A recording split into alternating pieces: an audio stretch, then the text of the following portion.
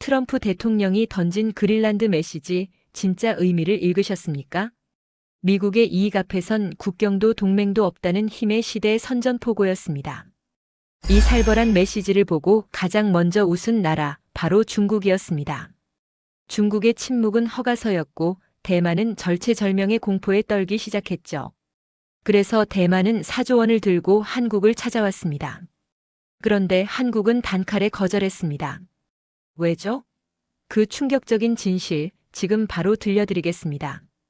구독과 좋아요를 눌러주시고 감동의 대한민국이라고 댓글을 남겨주세요. 저는 레나 블레이크, 무기가 어디로 새는지 추적하는 사람입니다. 서류가 완벽해도 세상은 완벽하지 않다는 걸 배웠죠. 그날 아침 뉴스가 터졌습니다. 그린란드급 발언이었어요. 힘의 시대라는 단어가 화면을 가득 채웠죠. 저는 커피를 마시다 멈췄습니다. 손이 떨렸어요. 이건 시작이었습니다. 중국이 조용해졌어요. 너무 조용했죠. 폭풍 전 고요 같았습니다. 제 본능이 경고했어요. 뭔가 움직이고 있다고요. 에단이 텔레비전을 껐습니다. 제 약혼자였죠. 당신 일 이제 그만해. 그가 말했어요. 우린 안전한 쪽으로 가자. 저는 그의 눈을 봤습니다. 사랑이 아니었어요. 통제였죠. 등골이 서늘해졌습니다. 이 사람은 저를 보호하려는 게 아니었어요. 저를 묶으려는 거였죠.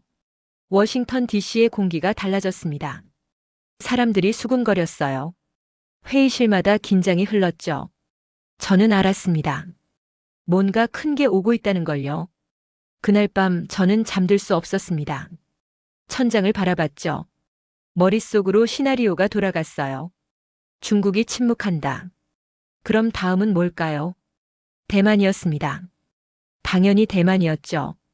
필요하면 가져간다는 말이 선례가 됐습니다. 중국은 그 말을 자기 논리로 바꿨어요.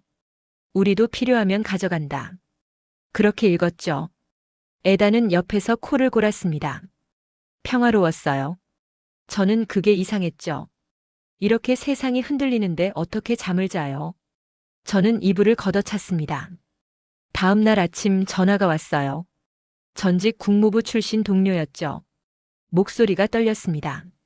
레나, 대만이 움직이고 있어. 그가 말했어요. 빨라. 저는 물었습니다. 얼마나 빨라요? 그는 대답 대신 한숨을 쉬었어요. 그 한숨이 모든 걸 말해줬죠. 제 머릿속에서 퍼즐이 맞춰지기 시작했습니다. 중국의 침묵, 대만의 공포, 그리고 시간. 시간이 없다는 거였어요. 대만은 최고 무기가 필요한 게 아니었습니다. 당장 배치할 수 있는 무기가 필요했죠. 미국은 느려요. 절차가 산더미고 정치가 얽혀 있죠.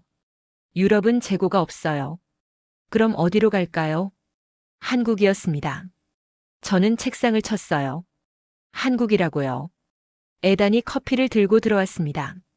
뭘 그렇게 흥분해? 그가 웃었어요. 이럴 때 돈이 움직이는 거야.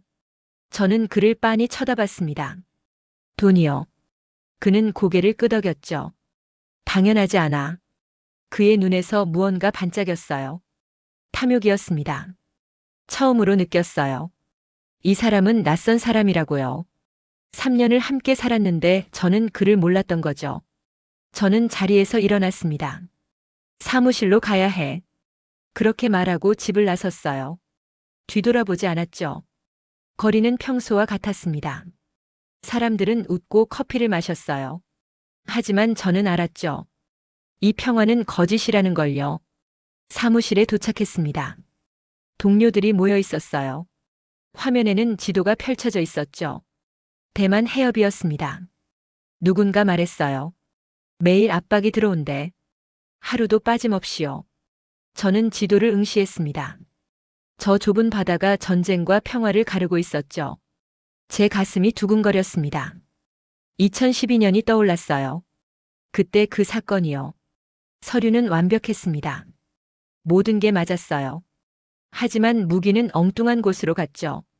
저는 그날 이후 아시아를 믿지 못했습니다. 구멍이 생기면 끝이라고 생각했어요. 하지만 한국은 달랐던 것 같았죠. 희미하게 그런 느낌이 있었어요. 조용하지만 단단한 나라. 동료가 물었습니다. 레나, 괜찮아? 저는 고개를 끄덕였어요. 괜찮아요. 거짓말이었죠. 전화기를 집었습니다. 몇 군데 전화를 걸었어요. 정보를 모았죠.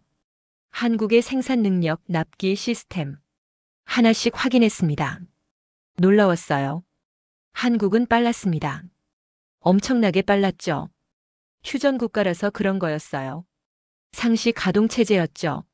하지만 제 머릿속에는 의문이 남았습니다. 빠르다고 해서 안전한 건 아니잖아요. 속도와 통제는 다른 문제니까요. 저는 창밖을 봤습니다. 해가 지고 있었어요. 붉은 노을이 하늘을 물들였죠. 아름다웠지만 불길했습니다. 그날 밤 에단이 전화했어요. 집에 안 와. 저는 짧게 대답했죠. 일이 있어요. 그는 한숨을 쉬었습니다. 당신 또 시작이네. 또 시작이라고요. 저는 전화를 끊었습니다. 화가 났어요. 이게 제 일인데 왜 그는 방해하는 걸까요? 사무실 불을 껐습니다. 컴퓨터 화면만 남았어요. 지도가 빛나고 있었죠. 대만 해협이 저를 보고 있었습니다. 저는 중얼거렸어요. 시작됐어. 이제 시작이야. 다음 날 저는 더 깊이 파고들었습니다. 전화를 걸고 이메일을 보냈어요. 정보를 모았죠. 중국의 침묵이 무엇을 의미하는지 분석했습니다. 겉으로는 아무 말도 없었어요. 하지만 그 침묵이 메시지였죠. 필요하면 가져간다는 선례를 중국이 받아들인 겁니다. 그들도 같은 논리를 쓸 수 있게 됐어요. 세계 질서가 바뀐 거였죠. 저는 동료에게 전화했습니다. 전직 국무부 출신이었어요. 그는 제 말을 듣고 침묵했죠. 길고 무거운 침묵이었습니다. 레나, 당신 말이 맞아. 그가 말했어요. 대만은 지금 공포에 떨고 있어. 매일 아침 알람처럼 압박이 들어온대. 저는 손이 차가워지는 걸 느꼈습니다. 이건 이론이 아니었어요. 현실이었죠. 그는 계속 말했습니다. 대만은 선택지가 없어. 시간이 없거든. 미국은 너무 느리고 유럽은 재고가 없어. 그럼 어디로 가겠어? 한국이요. 저는 대답했죠. 그는 맞아라고 말했습니다. 전화를 끊고 저는 창밖을 봤어요. 워싱턴의 거리는 여전히 평화로웠습니다. 사람들은 웃고 걷고 있었죠. 하지만 저는 알았어요. 이 평화는 금방 깨질 거라고요. 사무실 문이 열렸습니다. 에단이었어요. 깜짝 놀랐죠. 왜 여기 와요? 그는 웃으며 들어왔습니다. 당신 얼굴 보고 싶어서.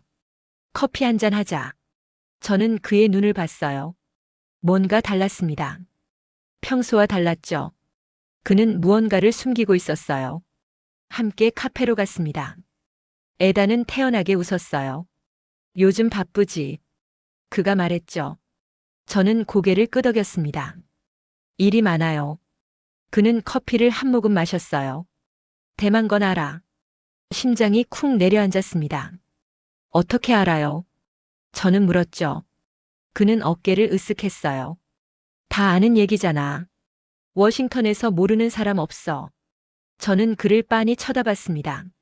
뭔가 이상했어요. 그의 말투가 표정이 모든 게 이상했죠. 에단이 몸을 앞으로 기울였습니다. 레나, 이건 기회야. 그가 말했어요. 엄청난 돈이 움직일 거야. 돈이요. 저는 되물었죠. 그는 웃었습니다. 당연하지. 대만은 절박해. 뭐든지 할 거야. 저는 등골이 서늘해졌습니다. 이 사람은 대만의 공포를 기회로 보고 있었어요. 사람의 절박함을 돈으로 계산하고 있었죠. 그 순간 깨달았습니다. 에다는 저를 이용하려는 거예요. 제 정보를 빼내서 자기 로비펌을 위해 쓰려는 거였죠. 저는 자리에서 일어났습니다. 사무실 가야 해요. 그렇게 말하고 카페를 나왔어요. 걸으면서 생각했습니다. 3년을 함께 산 사람이 낯설어요. 아니, 제가 그를 제대로 본 적이 없었던 거죠. 사무실로 돌아왔습니다. 책상에 앉아 머리를 감쌌어요. 정신을 차려야 했죠. 컴퓨터를 켰습니다. 대만 관련 자료를 다시 봤어요. 숫자들이 눈에 들어왔죠. 해협의 거리, 비행시간, 대응시간. 모든 게 분 단위였습니다. 초 단위였어요. 대만은 시간과 싸우고 있었죠. 매일 아침 눈을 뜰 때마다 공포와 싸우는 거예요. 저는 가슴이 먹먹해졌습니다. 이건 정치가 아니었어요. 사람들의 삶이었죠. 전화가 울렸습니다. 모르는 번호였어요. 받았죠. 레나 블레이크 씨인가요? 여자 목소리였습니다. 차분했지만 떨리고 있었어요. 네, 저는 대답했죠. 그녀가 말했습니다. 만나고 싶어요. 중요한 얘기가 있어요. 누구세요? 저는 물었습니다. 그녀는 잠시 침묵했어요. 그리고 말했죠. 대만에서 왔습니다. 제 이름은 조이린이에요. 심장이 빨리 뛰었습니다. 예상했던 일이었지만 실제로 닥치니 달랐어요. 언제 만날까요? 저는 물었죠. 그녀는 빨리 대답했습니다. 오늘 저녁 가능하세요? 목소리에서 절박함이 느껴졌어요. 이 사람은 시간이 없었습니다. 정말로 없었죠. 좋아요. 저는 말했습니다. 장소를 정했어요. 조용한 카페였죠. 전화를 끊고 저는 한숨을 쉬었습니다. 시작됐어요. 정말로 시작됐죠. 창밖을 봤습니다. 해가 지고 있었어요. 노을이 붉게 타올랐죠. 전쟁의 색깔 같았습니다. 저는 가방을 챙겼어요. 노트와 펜을 넣었죠. 녹음기도 챙겼습니다. 사무실을 나서면서 뒤를 돌아봤어요. 컴퓨터 화면에 지도가 떠 있었죠. 대만 해협이 저를 보고 있었습니다. 저는 중얼거렸어요. 이제 진짜 시작이야. 거리로 나섰습니다. 바람이 차가웠어요. 겨울이 오고 있었죠. 하지만 정말 추운 건 바람이 아니었습니다. 제 마음이었어요. 조이린을 만나러 가는 길 저는 생각했습니다. 이 만남이 모든 걸 바꿀 거라고요. 그리고 그 예감은 틀리지 않았죠. 카페에 도착했습니다. 조용한 곳이었어요. 사람이 많지 않았죠. 구석자리에 여자가 앉아 있었습니다. 조이린이었어요. 37살쯤 보였죠. 저는 다가가 손을 내밀었습니다. 레나 블레이크예요. 그녀도 손을 잡았어요. 손이 차가웠습니다. 앉았습니다. 그녀는 커피를 마시고 있었어요. 잔을 쥔 손이 떨렸죠. 말씀하세요. 저는 조용히 말했습니다. 그녀는 고개를 들었어요. 눈이 충혈돼 있었습니다. 레나 씨, 시간이 없어요. 그녀가 말했죠. 목소리가 떨렸습니다. 저는 고개를 끄덕였어요. 알아요.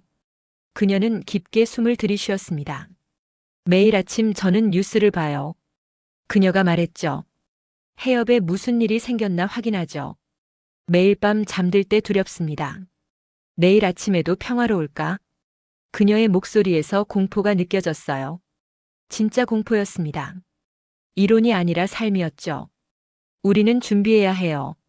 조이가 계속 말했습니다. 하지만 시간이 없어요. 미국은 절차가 너무 길어요.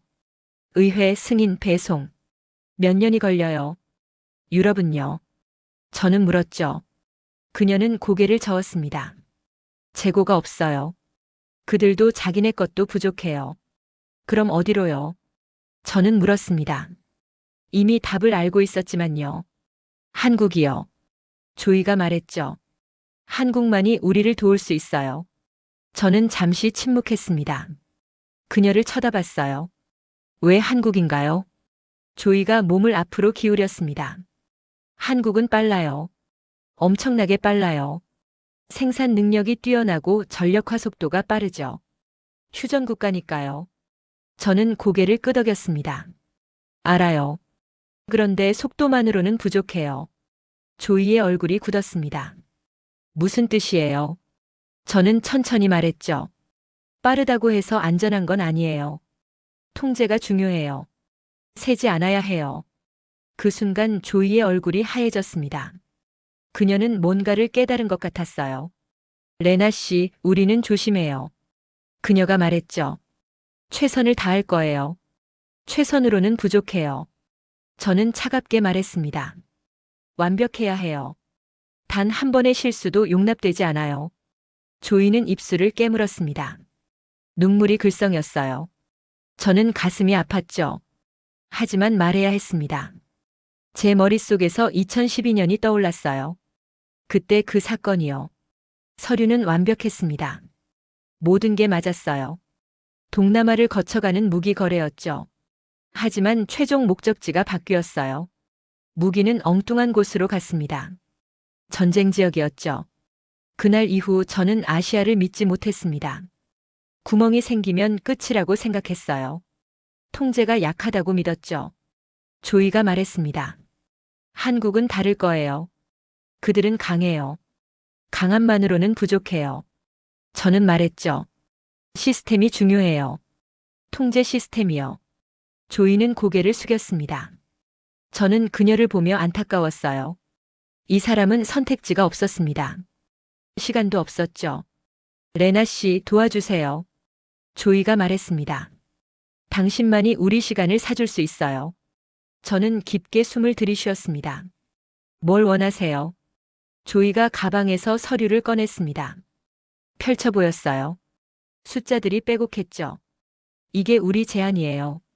그녀가 말했습니다. 저는 서류를 봤어요. 눈이 커졌습니다. 믿을 수 없었죠. 선결제 4조 원이었어요. 4조요. 저는 되물었습니다. 조이는 고개를 끄덕였어요. 네, 4조예요. 장기 계약, 기술 협력, 추가 옵션도 포함이에요. 저는 서류를 다시 봤습니다. 이건 거절하기 어려운 금액이었어요. 어떤 나라도 이걸 거절하기는 힘들 거예요. 조이가 말했습니다. 이미 한국에 제안했어요. 저는 고개를 들었죠. 그래서요. 결과가 어떻게 됐어요? 조이의 얼굴이 일그러졌습니다. 거절당했어요. 만나지도 않고 거절했어요. 저는 얼어붙었습니다. 4조를 거절했다고요. 만나지도 않고요. 네. 조이가 떨리는 목소리로 말했죠. 이유도 말하지 않았어요. 저는 머릿속이 복잡해졌습니다. 이건 말이 안 됐어요. 4조는 작은 돈이 아니에요. 어떤 나라도 쉽게 거절할 금액이 아니죠. 중국 눈치 때문인가요? 저는 물었습니다. 조이는 고개를 저었어요. 그것만으로는 설명이 안 돼요. 중국 눈치면 보통은 지연하거나 완곡하게 거절해요. 이렇게 단칼에 자르지는 않아요. 저는 동의했습니다. 맞아요. 뭔가 다른 이유가 있어요. 조이가 저를 똑바로 봤습니다. 레나 씨, 알아내 주세요. 왜 한국이 거절했는지요? 우리는 알아야 해요. 저는 서류를 덮었습니다. 알겠어요. 알아볼게요. 조이는 안도의 한숨을 쉬었어요. 고마워요. 정말 고마워요. 저는 자리에서 일어났습니다. 카페를 나섰어요. 밤 공기가 차가웠죠. 걸으면서 생각했습니다.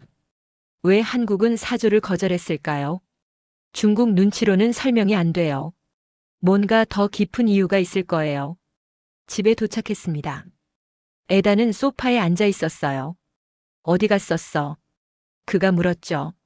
일이요. 저는 짧게 대답했습니다. 그는 눈을 가늘게 떴어요. 무슨 일인데? 저는 대답하지 않았습니다. 침실로 들어갔어요. 문을 닫았죠. 침대에 누웠습니다. 천장을 봤어요. 머릿속이 복잡했습니다. 4조 거절, 단칼 거절, 이유 불명. 이 세 가지가 계속 맴돌았어요. 그리고 하나가 더 떠올랐습니다. 1983년이요. 어디선가 들은 적이 있었어요. 한국과 관련된 어떤 사건이요. 저는 벌떡 일어났습니다. 컴퓨터를 켰어요. 검색을 시작했죠. 1983년 한국 무기 유출. 키워드를 입력했습니다. 화면에 뭔가가 나타났어요. 희미한 기록들이었죠. 저는 눈을 가늘게 뜨고 읽기 시작했습니다. 다음 날 아침 저는 더 깊이 파고들었습니다. 1983년의 기록을 찾았어요. 희미했지만 분명히 존재했죠. 당시 한국과 관련된 어떤 사건이 있었습니다. 정확한 내용은 알 수 없었어요. 하지만 그게 국가적 트라우마가 됐다는 건 분명했죠. 저는 메모를 했습니다. 이게 열쇠일 수 있다고 생각했어요. 4조 거절의 진짜 이유가 여기 숨어 있을 거라고요. 전화가 울렸습니다. 에단이었어요. 점심 먹자. 그가 말했죠. 저는 거절하려다 멈췄습니다. 에단이 뭘 알고 있을지도 몰라요. 그의 로비펌은 정보가 많으니까요. 좋아요. 저는 대답했습니다. 만날 장소를 정했죠. 레스토랑에 도착했습니다. 에단은 이미 와 있었어요. 웃으며 손을 흔들었죠. 앉았습니다. 그는 메뉴를 건넸어요. 뭐 먹을래? 저는 대충 주문했습니다. 음식이 중요하지 않았어요. 정보가 중요했죠. 에단이 말했습니다. 요즘 대만 건으로 바쁘지. 저는 고개를 끄덕였어요. 네, 복잡해요. 그는 포크를 들었습니다. 한국이 거절했다며. 그게 말이 돼. 사조인데. 저는 그를 봤습니다. 어떻게 알아요? 그렇게 자세히요. 에다는 웃었어요. 워싱턴에선 다 통해. 너도 알잖아. 저는 불편했습니다. 그가 어디서 정보를 얻는지 알 수 없었어요. 혹시 제 컴퓨터를 봤나요? 아니면 제 전화를요? 에단이 계속 말했습니다. 우리가 설득하면 돼. 한국 정부는 설득 가능해. 돈만 더 올리면 되지. 저는 고개를 저었습니다. 그게 아닐 것 같아요. 그는 눈을 가늘게 떴죠. 왜? 직감이에요. 저는 말했습니다. 돈 문제가 아닌 것 같아요. 다른 이유가 있어요. 에다는 비웃었습니다. 레나, 세상 모든 건 돈이야. 한국도 마찬가지야. 저는 화가 났습니다. 가슴속 깊이 분노가 차올랐어요. 이 사람은 모든 걸 돈으로만 봤죠. 사람의 두려움도 나라의 철학도 모든 걸 계산식으로만 봤습니다. 저는 자리에서 일어났습니다. 먼저 갈게요. 에다는 놀란 표정을 지었어요. 왜 벌써? 일이 있어요. 저는 짧게 말하고 레스토랑을 나왔습니다. 뒤돌아보지 않았어요. 거리를 걸으며 생각했습니다. 에다는 저를 이용하고 있어요. 제 정보를 빼내서 자기 커리어에 쓰려는 거죠. 사랑은 처음부터 없었을지도 몰라요. 가슴이 아팠습니다. 3년이 무너지는 기분이었어요. 하지만 동시에 명확해졌죠. 이 관계는 끝이에요. 사무실로 돌아왔습니다. 책상에 앉아 자료를 다시 봤어요. 사조 제안서 한국의 거절, 그리고 1983년. 조각들이 맞춰지기 시작했습니다. 한국이 거절한 이유는 중국 때문이 아니었어요. 돈 때문도 아니었죠. 뭔가 더 깊은 철학이 있었습니다. 전화기를 들었습니다. 몇 군데 더 전화를 걸었어요. 한국 전문가들에게요. 그들은 말했습니다. 한국은 신중한 나라예요. 특히 무기 수출은 엄격하죠. 단순히 돈만 보고 파는 나라가 아니에요. 저는 물었습니다. 왜요? 그들은 대답했어요. 역사 때문이에요. 한국은 과거에 배웠어요. 통제를 잃으면 끝이라는 걸요. 1983년 사건이요. 저는 조심스럽게 말했습니다. 그들은 잠시 침묵했어요. 그리고 말했죠. 그건 국가 트라우마예요. 그 이후 한국은 시스템을 완전히 바꿨어요. 절대 같은 실수를 반복하지 않겠다고 맹세했죠. 저는 메모를 했습니다. 점점 명확해졌어요. 한국의 거절은 감정이 아니었습니다. 시스템이었어요. 철학이었죠. 그날 저녁 조이에게서 전화가 왔습니다. 레나 씨, 뭔가 알아냈어요. 그녀가 물었죠. 저는 조심스럽게 말했습니다. 아직 확실하지 않아요. 하지만 힌트는 잡았어요. 뭔데요? 조이가 급하게 물었습니다.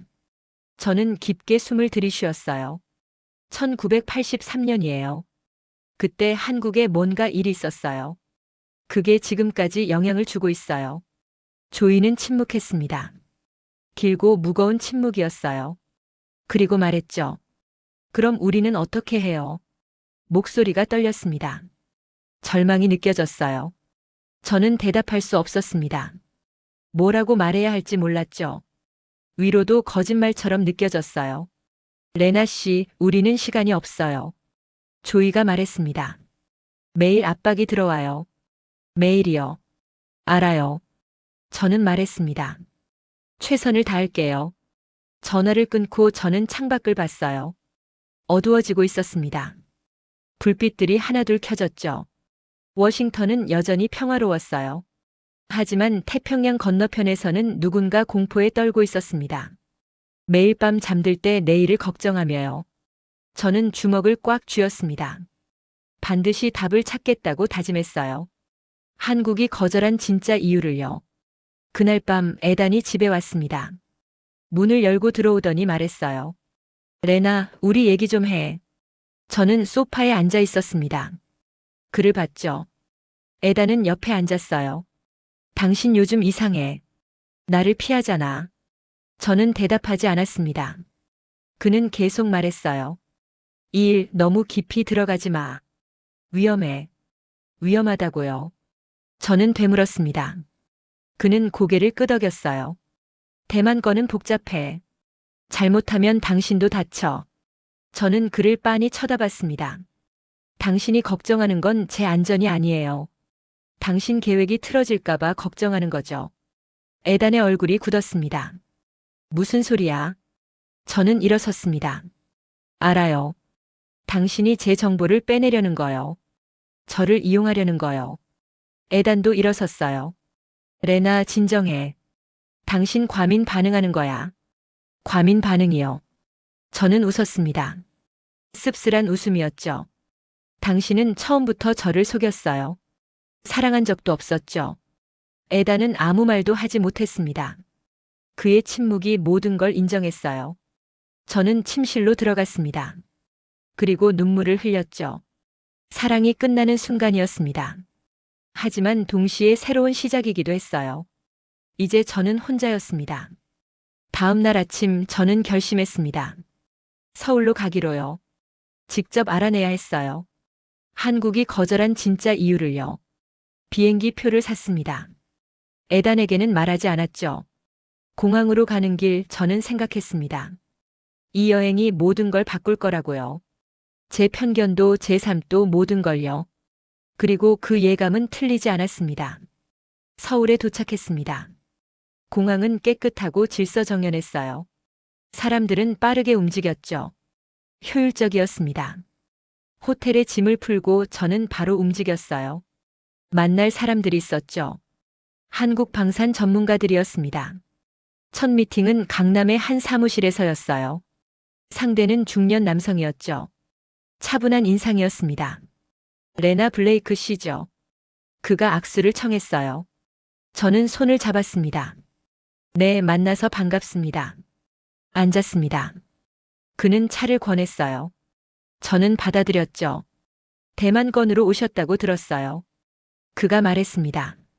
저는 고개를 끄덕였어요. 네, 궁금한 게 있어요. 그는 웃었습니다. 왜 우리가 거절했는지 궁금하시죠? 저는 놀랐어요. 어떻게 아세요? 워싱턴에서 온 분들은 다 똑같은 질문을 해요. 그가 말했죠. 저는 머쓱했습니다. 그는 차를 한 모금 마셨어요. 그리고 말했습니다. 이유는 간단해요. 통제 때문이에요. 통제요. 저는 되물었습니다. 그는 고개를 끄덕였어요. 네, 우리는 무기가 어디로 가는지 끝까지 추적해야 해요. 한 번이라도 세면 안 돼요. 저는 숨을 깊이 들이쉬었습니다. 대만의 보안 상황을 아시나요? 제가 물었죠. 그는 침묵했습니다. 길고 무거운 침묵이었어요. 그리고 말했습니다. 압니다. 그래서 거절한 거예요. 저는 가슴이 철렁했습니다. 그의 말투에서 확신이 느껴졌어요. 이건 추측이 아니었습니다. 계산이었죠. 대만은 절박해요. 제가 말했습니다. 그들은 시간이 없어요. 그는 고개를 끄덕였어요. 알아요. 하지만 절박함이 보안을 보장하지는 않아요. 오히려 반대죠. 저는 그의 말에 충격을 받았습니다. 맞는 말이었어요. 절박할수록 실수가 생기죠. 통제가 약해지고요. 한 번 세면 어떻게 되나요? 저는 물었습니다. 그는 창밖을 봤어요. 그날부터 한국 무기는 한국 것이 아니에요. 그가 말했죠. 누가 복제하든 어디서 쓰든 우리는 통제를 잃어요. 저는 손이 떨렸습니다. 2012년이 떠올랐어요. 그때 제가 겪었던 일이요. 서류는 완벽했습니다. 모든 게 맞았어요. 동남아를 거쳐가는 무기 거래였죠. 하지만 최종 목적지가 바뀌었어요. 무기는 전쟁 지역으로 갔습니다. 그날 이후 저는 악몽을 꿨어요. 제 서명이 사람을 죽였다는 악몽이요. 서류가 완벽해도 세상은 완벽하지 않았습니다. 저는 그에게 물었습니다. 대만의 보안 구멍이 그렇게 심각한가요? 그는 대답 대신 서류를 꺼냈어요. 펼쳐 보였죠. 여러 사례들이 적혀 있었습니다. 이건 공개된 것들이에요. 그가 말했습니다. 공개되지 않은 건 더 많아요. 저는 서류를 읽었습니다. 눈이 커졌어요. 믿을 수 없었죠. 내부 유출, 해킹, 침투. 다양한 경로가 있었습니다. 확률적으로 계산하면 어떻게 되나요? 저는 물었습니다. 그는 잠시 생각했어요. 10번 중 1번은 셉니다. 그가 말했죠. 아니, 어쩌면 5번 중 1번일 수도 있어요. 저는 숨이 막혔습니다. 그 확률은 너무 높았어요. 도박이었죠. 그럼 한국은 절대 안 파나요? 저는 물었습니다. 그는 고개를 저었어요. 파요. 하지만 통제할 수 있을 때만요. 끝까지 추적 가능할 때만 팔아요. 저는 이해했습니다. 한국의 기준은 성능이 아니었어요. 통제였죠. 한 번 판 무기가 끝까지 한국의 관리 아래 있어야 했습니다. 미팅을 마치고 나왔습니다. 서울의 거리는 활기찼어요. 사람들은 바빴지만 질서가 있었죠. 저는 걸으며 생각했습니다. 한국의 철학이 조금씩 보이기 시작했어요. 이건 약함이 아니었습니다. 오히려 강함이었죠. 약한 나라는 돈을 보고 팔아요. 강한 나라는 기준을 보고 판단하죠. 한국은 후자였습니다. 호텔로 돌아왔습니다. 방에 들어와 창밖을 봤어요. 서울의 야경이 펼쳐졌죠. 반짝이는 불빛들이 아름다웠습니다. 전화가 울렸어요. 조이였습니다. 레나 씨, 어떻게 돼가요? 저는 조심스럽게 말했습니다. 조이 씨, 질문이 있어요. 솔직하게 대답해 주세요. 뭔데요? 조이가 물었죠. 저는 깊게 숨을 들이쉬었습니다. 당신들은 끝까지 지킬 수 있나요? 한국 무기를요. 한 번의 유출도 없이요.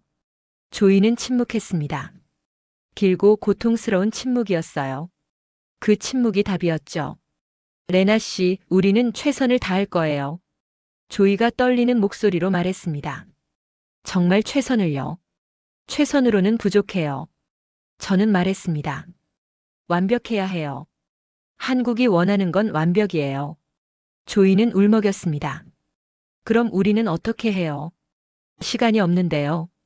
저는 대답할 수 없었습니다. 가슴이 아팠어요. 하지만 진실을 말해야 했죠. 조이 씨, 한국의 거절은 당신을 미워해서가 아니에요. 시스템 때문이에요. 통제를 잃을 수 없어서예요. 조이는 흐느꼈습니다. 전화 너머로 울음소리가 들렸어요. 저는 눈물이 났습니다. 전화를 끊고 저는 창가에 섰어요. 밤하늘을 봤죠. 별이 보이지 않았습니다. 도시의 불빛 때문이었어요. 저는 생각했습니다. 세상은 복잡해요. 선과 악으로 나눌 수 없죠. 대만도 나쁘지 않아요. 한국도 냉혹하지 않죠. 다만 각자의 생존 방식이 다를 뿐이에요. 그날 밤 저는 오래 잠들지 못했습니다. 머릿속이 복잡했어요. 냉정해지려 할수록 손이 떨렸죠. 저는 알았습니다. 이 일이 끝나면 저도 달라질 거라는 걸요. 이미 달라지고 있었어요. 제 편견이 무너지고 있었습니다. 다음 날 저는 더 깊은 만남을 가졌습니다. 한국 방산청 출신 전문가였어요.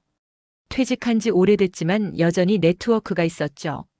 그는 조용한 찻집에서 만나자고 했습니다. 저는 시간에 맞춰 도착했어요. 그는 이미 와 있었죠. 앉았습니다. 그는 차를 따라줬어요. 저는 받아들였습니다. 1983년에 대해 알고 싶으시다고요. 그가 먼저 말했습니다. 저는 놀랐어요. 어떻게 아세요? 워싱턴에서 온 분이 그 질문을 한다면 한 가지밖에 없죠. 그가 말했습니다. 왜 우리가 거절했는지 정말로 알고 싶으신 거예요. 저는 고개를 끄덕였습니다. 네, 알고 싶어요. 진짜 이유를요. 그는 차를 한 모금 마셨습니다. 그리고 말했어요. 1983년 한국은 배웠어요. 잔혹한 교훈을요. 무슨 일이 있었나요? 저는 몸을 앞으로 기울였습니다. 그는 창밖을 봤어요. 정확한 내용은 말할 수 없어요. 그가 말했죠. 하지만 큰 틀은 말할 수 있어요. 한국의 무기나 기술이 예상치 못한 경로로 노출될 뻔했어요. 유출됐나요? 저는 물었습니다. 그는 고개를 저었어요. 막았어요. 간발의 차로요. 저는 숨을 죽였습니다. 그가 계속 말했어요. 그날 이후 한국은 결정했어요. 다시는 그런 위험을 감수하지 않겠다고요. 복수를 했나요? 저는 물었습니다. 그는 웃었어요. 쓸쓸한 웃음이었죠. 아니요. 복수는 하지 않았어요. 대신 시스템을 바꿨죠. 완전히 새로 만들었어요. 어떻게요? 저는 물었습니다. 그는 설명했어요. 수출 통제 시스템을 강화했어요. 모든 무기에 추적 장치를 달았죠. 최종 사용자 확인을 철저히 했고요. 단 한 번의 예외도 두지 않았어요. 저는 감탄했습니다. 그건 엄청난 결단이었어요. 돈보다 통제를 선택한 거니까요. 힘들지 않았나요? 저는 물었습니다. 돈을 포기하는 게 쉽지 않았을 텐데요. 그는 고개를 끄덕였어요. 힘들었죠. 많은 계약을 놓쳤어요. 하지만 후회하지 않아요. 왜요? 저는 물었습니다. 그는 저를 똑바로 봤어요. 한 번 세면 끝이거든요. 그가 말했습니다. 우리 무기가 어디서 쓰이는지 모르게 되는 순간 우리는 통제를 잃어요. 그럼 우리는 무기상이 아니라 살인의 공범이 돼요. 저는 가슴이 먹먹해졌습니다. 그의 말이 제 마음을 쳤어요. 2012년 제가 느꼈던 공포가 떠올랐죠. 저는 말했습니다. 저도 비슷한 경험이 있어요. 서류는 완벽했는데 무기가 샜어요. 그날 이후 저는 아시아를 믿지 못했어요. 그는 고개를 끄덕였습니다. 이해해요. 하지만 레나 씨, 한국은 다른 나라예요. 우리는 그 두려움을 시스템으로 바꿨어요. 저는 눈물이 글썽했습니다. 왜 그런지 모르겠어요. 감동이었을까요? 아니면 부끄러움이었을까요? 제가 틀렸어요. 저는 말했습니다. 한국을 오해했어요. 아시아를 하나로 묶어서 봤죠. 그는 웃었습니다. 괜찮아요. 많은 사람이 그래요. 하지만 이제 아셨잖아요. 저는 차를 마셨습니다. 따뜻했어요. 제 마음도 조금 녹아내렸죠. 그럼 대만은 어떻게 해야 하나요? 저는 물었습니다. 그는 한숨을 쉬었어요. 그건 대만이 결정할 문제예요. 그가 말했죠. 우리는 도울 수 있어요. 하지만 우리 기준을 포기할 수는 없어요. 저는 이해했습니다. 한국의 거절은 냉혹함이 아니었어요. 책임감이었죠. 찻집을 나왔습니다. 서울의 거리는 여전히 활기찼어요. 사람들은 각자의 삶을 살고 있었죠. 저는 걸으며 생각했습니다. 한국은 약해서 안 판 게 아니에요. 강해서 안 판 거예요. 돈에 흔들리지 않을 만큼 강했죠. 편견이 무너졌습니다. 제 머릿속에 있던 벽이 와르르 무너졌어요. 아시아는 하나가 아니었습니다. 각 나라마다 고유한 철학이 있었죠. 한국은 조용했지만 단단했어요. 빠르지만 신중했죠. 이익보다 원칙을 택했습니다. 호텔로 돌아왔습니다. 방에 들어와 컴퓨터를 켰어요. 에단에게서 이메일이 와 있었죠. 열어봤습니다. 내용을 읽고 저는 얼어붙었어요. 레나가 과민 반응하면 그녀를 배제하고 계약만 밀어붙이자. 에단이 누군가에게 보낸 메일이었습니다. 저는 손이 떨렸습니다. 분노가 치밀어 올랐어요. 이 사람은 저를 방해물로 봤습니다. 제거 대상으로 봤죠. 사랑은 처음부터 없었어요. 전부 계산이었습니다. 저는 그의 도구였을 뿐이죠. 컴퓨터를 닫았습니다. 눈물이 났어요. 화가 나서 운 게 아니었습니다. 서글퍼서 울었죠. 3년이 거짓이었어요. 함께 웃던 시간들, 손을 잡던 순간들 전부 가짜였습니다. 하지만 동시에 명확해졌어요. 이제 저는 자유였습니다. 더 이상 그의 통제에서 벗어났죠. 창밖을 봤습니다. 서울의 불빛이 반짝였어요. 아름다웠습니다. 처음으로 진짜로 아름답게 느껴졌죠. 저는 결심했습니다. 제 이름으로 보고서를 쓰겠다고요. 애단의 영향 없이 온전히 제 판단으로요. 한국의 거절은 정당했습니다. 대만의 절박함도 이해했어요. 하지만 둘 다 옳을 수는 없었죠. 누군가는 선택해야 했습니다. 한국은 자기 기준을 선택했어요. 그게 강대국의 방식이었습니다. 그날 밤 저는 오랜만에 깊이 잠들었습니다. 악몽 없이요. 2012년의 그림자도 조금 옅어졌죠. 아침에 일어나 거울을 봤습니다. 제 얼굴이 달라 보였어요. 더 단단해진 것 같았죠. 서울에서의 시간이 저를 바꿔놓고 있었습니다. 편견이 무너지고 새로운 시각이 생겼어요. 이제 마지막이 남았습니다. 한국 정부 관계자를 만나는 일이요. 그들의 철학을 직접 듣는 거였죠. 마지막 미팅이 잡혔습니다. 박도현이라는 분이었어요. 한국 방산 수출 통제 및 보안 총괄을 맡고 있었죠. 정부 청사에서 만나기로 했습니다. 저는 긴장했어요. 이 만남이 모든 걸 정리해 줄 것 같았죠. 약속 시간에 도착했습니다. 안내를 받아 회의실로 들어갔어요. 박도현이 일어서서 악수를 청했습니다. 레나 블레이크 씨죠. 멀리서 오셨어요. 그가 말했습니다. 저는 손을 잡았어요. 만나서 반갑습니다. 앉았습니다. 그는 차분했어요. 말이 많지 않았죠. 하지만 그의 눈빛에서 확신이 느껴졌습니다. 대만권으로 오셨다고 들었어요. 그가 말했습니다. 저는 고개를 끄덕였어요. 네, 이유를 알고 싶어요. 왜 거절했는지요? 박도연은 잠시 침묵했습니다. 그리고 말했어요. 레나 씨, 질문을 바꿔도 될까요? 저는 고개를 갸웃했습니다. 어떻게요? 왜 우리가 거절했는지가 아니라 왜 우리가 팔아야 하는지를 물어보세요. 그가 말했죠. 저는 놀랐습니다. 그 질문은 생각해 본 적이 없었어요. 당연히 팔아야 한다고 생각했거든요. 돈도 좋고 관계도 좋아지니까요. 박도현이 말했습니다. 무기는 상품이 아니에요. 책임이에요. 저는 그의 말에 충격을 받았습니다. 간단하지만 강력했어요. 무기는 상품이 아니라 책임이라고요. 그가 계속 말했습니다. 한 번 팔면 끝이 아니에요. 그 무기가 어디서 쓰이는지, 누구를 죽이는지 우리가 책임져야 해요. 저는 가슴속 깊이 무언가가 올라왔습니다. 제가 느꼈던 공포, 2012년의 악몽이 다시 떠올랐어요. 박도현이 물었습니다. 레나 씨는 한국을 어떻게 보셨어요? 처음에요. 저는 솔직하게 대답했습니다. 빠른 납기 정도로 봤어요. 가성비 좋은 나라요. 그는 웃었습니다. 많은 사람이 그렇게 봐요. 하지만 우리는 가성비 국가가 아니에요. 그럼 뭔가요? 저는 물었습니다. 그는 창밖을 봤어요. 우리는 구조가 다른 나라예요. 그가 말했습니다.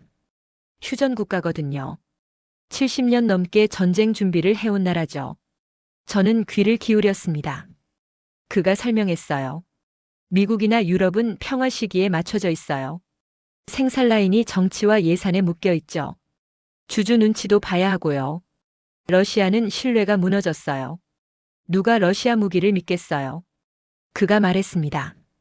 그럼 한국은요? 저는 물었죠. 박도현이 말했습니다. 우리는 상시 가동이에요. 언제든 전쟁이 날 수 있으니까요. 생산, 정비, 보급이 항상 돌아가요. 멈추지 않아요.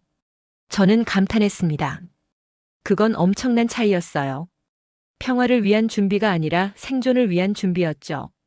박도현이 계속 말했습니다. 그래서 우리는 빨라요. 하지만 속도만이 아니에요. 통제도 철저해요. 왜요? 저는 물었습니다. 그는 저를 똑바로 봤어요. 우리가 만든 무기가 우리를 죽일 수도 있으니까요. 그가 말했습니다. 저는 숨이 멎었습니다. 그 말이 제 가슴을 쳤어요. 한국은 자기 무기가 자기에게 돌아올 수 있다는 걸 알았습니다. 그래서 더 조심했던 거예요. 박도현이 말했습니다. 1983년 이후 우리는 배웠어요. 통제를 잃으면 모든 걸 잃는다는 걸요. 저는 고개를 끄덕였습니다. 이제 이해했어요. 한국의 철학을요. 레나 씨, 박도현이 말했습니다. 대만은 절박해요. 저도 압니다. 하지만 절박함이 통제를 보장하지는 않아요. 저는 조이의 얼굴이 떠올랐습니다. 떨리던 목소리, 울먹이던 모습이요. 가슴이 아팠어요. 그럼 방법이 없나요? 저는 물었습니다. 박도연은 잠시 생각했어요. 방법은 있어요. 그가 말했습니다. 대만이 시스템을 강화하면 돼요. 완벽하게요. 얼마나 걸릴까요? 저는 물었죠. 그는 한숨을 쉬었습니다. 몇 년은 걸릴 거예요. 시스템은 하루아침에 만들어지지 않으니까요. 저는 알았습니다. 대만에게는 그 시간이 없었어요. 그게 비극이었죠. 미팅을 마치고 나왔습니다. 서울의 거리를 걸었어요. 생각이 복잡했습니다. 한국은 틀리지 않았어요. 대만도 틀리지 않았죠. 다만 세상이 불공평한 거였습니다. 누군가는 시간이 있고 누군가는 없어요. 누군가는 준비됐고 누군가는 아니죠. 그게 현실이었습니다. 저는 벤치에 앉았습니다. 하늘을 봤어요. 구름이 천천히 흘러갔죠. 제 편견이 완전히 무너졌습니다. 아시아는 위험하다고 생각했어요. 구멍이 많다고 믿었죠. 하지만 한국은 달랐습니다. 오히려 미국이나 유럽보다 더 철저했어요. 돈보다 원칙을 택했죠. 전화기를 꺼냈습니다. 에단에게서 문자가 와 있었어요. 언제 돌아와? 얘기할 게 있어. 저는 답장하지 않았습니다. 그와 할 얘기는 없었어요. 이미 끝났으니까요. 대신 조이에게 전화했습니다. 그녀가 받았어요. 레나 씨, 조이 씨. 저는 조심스럽게 말했습니다. 한국의 답은 알았어요. 변하지 않을 거예요. 조이는 한참 침묵했습니다. 그리고 말했죠. 알았어요. 고마워요. 전화를 끊고 저는 눈물을 흘렸습니다. 슬펐어요. 하지만 이게 진실이었죠. 그날 저녁 저는 보고서를 쓰기 시작했습니다. 제 이름으로요. 에단의 영향 없이요. 한국의 거절은 정당하다. 그렇게 시작했어요. 그리고 이유를 하나씩 적어 내려갔죠. 통제 시스템, 1983년의 교훈, 책임감, 원칙. 모든 걸 담았습니다. 마지막 문장을 쓸 때 저는 확신했습니다. 이 보고서가 제 인생을 바꿀 거라고요. 한국은 약해서 거절한 게 아니다. 강해서 거절한 것이다. 그렇게 끝맺었습니다. 보고서를 제출했습니다. 제 상사에게요. 에단에게는 보내지 않았죠. 워싱턴으로 돌아오는 비행기 안에서 저는 생각했습니다. 이제 뭐가 달라질까요? 제 삶은, 제 일은요. 공항에 내렸습니다. 에단이 기다리고 있었어요. 놀랐죠? 왜 나왔어요? 당신 얘기 들었어. 그가 말했습니다. 보고서 냈다며. 네. 저는 짧게 대답했습니다. 그는 화가 난 표정이었어요. 왜 나한테 먼저 보여주지 않았어? 그가 물었죠. 저는 그를 똑바로 봤습니다. 당신과 상관없는 일이에요. 저는 말했습니다. 에다는 헛웃음을 쳤어요. 상관없다고. 우린 약혼한 사이야. 그가 말했죠. 저는 고개를 저었습니다. 그건 끝났어요. 저는 말했습니다. 에단의 얼굴이 굳었어요. 뭐라고? 그가 물었습니다. 저는 가방을 들었어요. 당신 이메일 봤어요. 저를 배제하고 계약만 밀어붙이자던 거요. 에다는 할 말을 잃었습니다. 저는 계속 말했어요. 당신은 저를 사랑한 적 없어요. 이용했을 뿐이죠. 이제 끝이에요. 공항을 나섰습니다. 택시를 잡았어요. 뒤돌아보지 않았습니다. 집에 도착해 짐을 풀었습니다. 에단의 물건들을 정리했어요. 상자에 담아 현관에 두었죠. 전화가 울렸습니다. 상사였어요. 받았습니다. 레나, 보고서 잘 봤어. 그가 말했습니다. 훌륭해. 정말 잘했어. 감사합니다. 저는 대답했습니다. 그는 계속 말했어요. 상부에서 높이 평가했어. 내 판단을 믿는데. 그대로 진행할 거야. 저는 안도의 한숨을 쉬었습니다. 제 판단이 인정받은 거예요. 애단 없이도요. 며칠 후 조이에게서 연락이 왔습니다. 만나자고 했어요. 저는 동의했죠. 카페에서 만났습니다. 조이는 여전히 피곤해 보였어요. 하지만 조금은 평온했죠. 레나 씨, 고마워요. 그녀가 말했습니다. 당신 보고서 덕분에 우리도 방향을 잡았어요. 어떻게요? 저는 물었습니다. 조이가 설명했어요. 우리가 시스템을 강화하기로 했어요. 시간이 걸리더라도요. 한국이 맞아요. 절박함만으로는 부족해요. 저는 조이의 손을 잡았습니다. 잘 결정하셨어요. 진심으로요. 조이는 웃었습니다. 눈물 섞인 웃음이었어요. 쉽지는 않을 거예요. 하지만 해야 해요. 그날 저녁 저는 혼자 와인을 마셨습니다. 새로운 시작을 축하하며요. 에다는 떠났어요. 짐을 가져갔죠. 작별 인사도 없었습니다. 괜찮았어요. 필요 없었으니까요. 일주일 후 또 다른 연락이 왔습니다. 박도현이었어요. 서울에서요. 레나 씨, 한 가지 더 말씀드리고 싶은 게 있어요.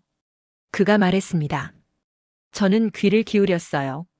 우리의 철학을 한 단어로 정리하면 절제예요. 그가 말했습니다.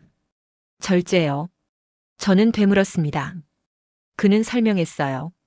최고 성능이 아니라 최적 성능이에요. 스펙이 아니라 실전 생존이죠. 판매가 아니라 통제예요. 저는 그 말을 곱씹었습니다. 절제라고요. 간단하지만 깊은 단어였어요. 강한 국가는 힘을 자랑하지 않아요. 박도현이 말했습니다. 절제할 줄 알죠. 그게 진짜 강함이에요. 저는 감동했습니다.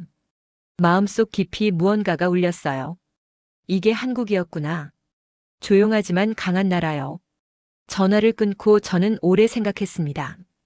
절제라는 단어가 머릿속을 떠나지 않았어요. 미국은 힘을 과시했습니다. 유럽은 역사를 자랑했죠. 러시아는 무력을 휘둘렀고요. 하지만 한국은 절제했어요. 할 수 있어도 하지 않았죠. 팔 수 있어도 팔지 않았습니다. 그게 진짜 강대국의 모습이었어요. 돈에 흔들리지 않고 압박에 굴하지 않고 자기 기준을 지키는 나라요. 저는 편견을 부끄러워했습니다. 아시아를 무시했던 제 자신을요. 서구 우월감에 젖어 있던 저를요. 한국은 제게 가르쳐 줬습니다. 진짜 힘이 뭔지를요. 단순히 빠르고 싼 게 아니라 책임지고 통제하는 거라고요. 보고서를 다시 열었습니다. 마지막 문장을 추가했어요. 강한 국가는 무기를 파는 나라가 아니다. 안 파는 기준이 있는 나라다. 그렇게 적고 저장했습니다. 제 인생의 전환점이었어요. 편견에서 존중으로, 오만에서 겸손으로요. 며칠 후 업계 세미나가 있었습니다. 저는 발표자로 초대받았어요. 한국 방산에 대해 말해달라고요. 무대에 섰습니다. 청중이 가득했어요. 에단도 있었죠. 뒤쪽에 앉아 있었습니다. 저는 마이크를 잡았습니다. 그리고 말했어요. 여러분, 저는 편견이 있었습니다. 아시아를 무시했고 서구만이 최고라고 믿었죠. 하지만 틀렸어요. 청중이 조용해졌습니다. 제 말에 집중했어요. 한국을 보세요. 저는 말했습니다. 그들은 빠릅니다. 하지만 속도만이 아니에요. 통제가 철저하고 원칙이 명확해요. 4조 원을 거절했어요. 왜일까요? 돈이 필요 없어서가 아니에요. 기준이 있어서예요. 청중이 웅성거렸습니다. 저는 계속 말했어요. 한국의 철학은 절제예요. 최고가 아니라 최적이죠. 판매가 아니라 책임이에요. 우리는 배워야 해요. 돈만 보고 파는 게 아니라 끝까지 책임지는 걸요. 그게 진짜 강대국이에요. 박수가 터졌습니다. 우레와 같았어요. 저는 무대를 내려왔죠. 에단이 다가왔습니다. 레나. 그가 말했어요. 잘했어. 정말로. 저는 고개를 끄덕였습니다. 고마워요. 더 이상 할 말은 없었어요. 그날 밤 저는 집으로 돌아왔습니다. 창밖을 봤어요. 워싱턴의 야경이 펼쳐졌죠. 서울의 불빛을 떠올렸습니다. 조용하지만 강한 나라의 불빛을요. 저는 노트에 적었습니다. 절제. 그 한 단어를요. 이게 제가 배운 거였어요. 힘은 과시가 아니라 절제라고요. 진짜 강함은 할 수 있어도 하지 않는 거라고요. 한국은 요청받는 나라에서 판단하는 나라로 바뀌었어요. 세계가 인정하기 시작했죠. 그리고 저도 바뀌었습니다. 편견에서 벗어나 진실을 보는 사람으로요. 전화기를 들었습니다. 조이에게 문자를 보냈어요. 힘내세요. 당신들은 잘할 거예요. 시간이 걸려도 괜찮아요. 답장이 왔습니다. 고마워요, 레나. 당신이 우리에게 희망을 줬어요. 저는 미소 지었습니다. 희망이라고요. 좋은 단어였어요. 창밖을 다시 봤습니다. 별이 보였어요. 도시의 불빛 사이로 반짝이는 별이요. 저는 생각했습니다. 세상은 넓어요. 편견으로 볼 수 없을 만큼요. 한국이 가르쳐준 교훈을 저는 평생 기억할 거예요. 절제, 책임, 원칙. 그게 진짜 강대국이라고요. 무기를 파는 나라가 아니라 안 파는 기준이 있는 나라라고요. 마지막으로 노트에 적었습니다. 레나 블레이크 39세. 오늘 저는 새로 태어났어요. 편견을 버리고 진실을 본 사람으로요. 고맙습니다, 한국. 저를 가르쳐줘서요. 그렇게 적고 노트를 덮었습니다. 제 이야기가 끝났어요. 아니, 새로운 시작이었죠.